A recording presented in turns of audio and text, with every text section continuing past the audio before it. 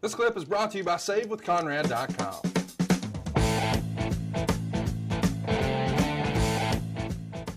Danny Doring and C.W. Anderson are also on TV here. They're in enhancement roles for Rob Van Dam and CM Punk. We haven't spent much time talking about those guys. Did you ever take a look at Danny Doring or C.W. Anderson? Can't say I did. You don't remember any of their work? No. Okay.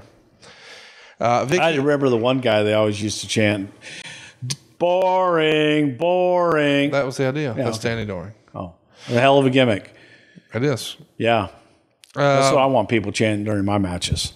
This is the era where Paul Heyman has a lot of influence on SmackDown, right? Does he?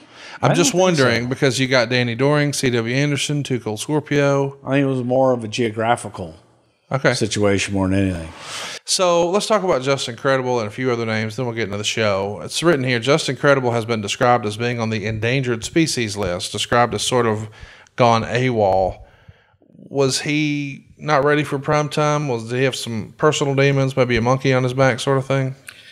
Yeah, that's a sad story with Justin. I mean, unfortunately, not a good story.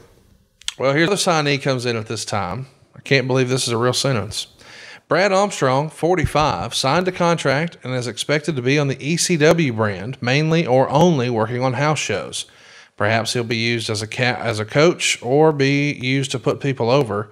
He was always well respected as very strong on working and mechanics, but seemed to lack a certain charisma necessary to be a national star.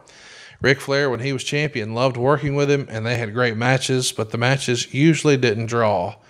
Almost universally, Brad Armstrong is praised as being one of the best in-ring workers and one of the best guys to ever come through the business. But he never really made it on TV very often in this era. I don't think ever, maybe. Do you remember Brad? Why? Why's that? Because he wasn't signed to be a wrestler.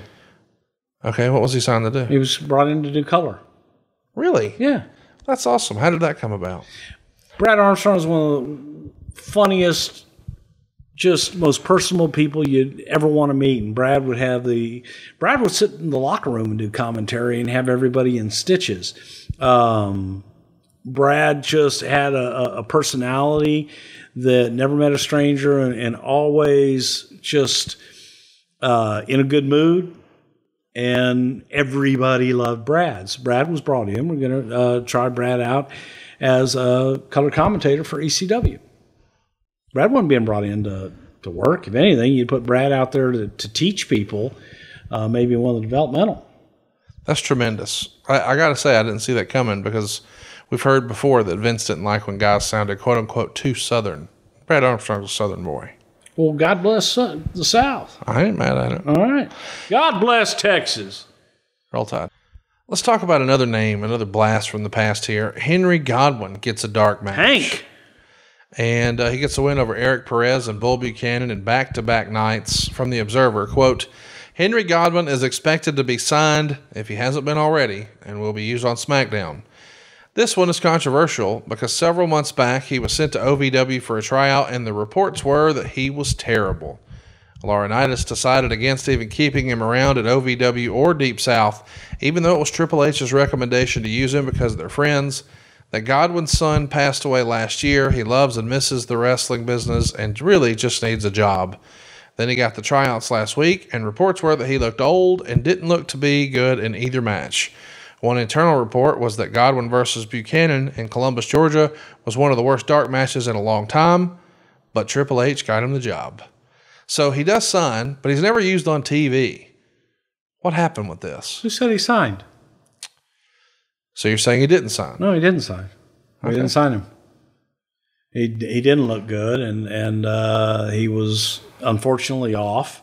He hadn't worked in a long time. I mean, he looked good, physically standing there, but it wasn't there anymore. Just wasn't there anymore. Could a guy like that have been of some value, maybe not even on screen, but in a support role in a developmental territory? I don't think so. I don't, You didn't get the teacher vibe from him. Not at all. Hey, it's Conrad Thompson. Thanks for checking out the podcast here on YouTube. Be sure to hit the subscribe button and the notifications bell so you get a notice anytime we upload some new content. And go save yourself some money right now. If you're in a 30-year loan or you have credit card debt, it's not a matter of if I can save you money. It's a matter of how much. Find out right now for free at SaveWithConrad.com.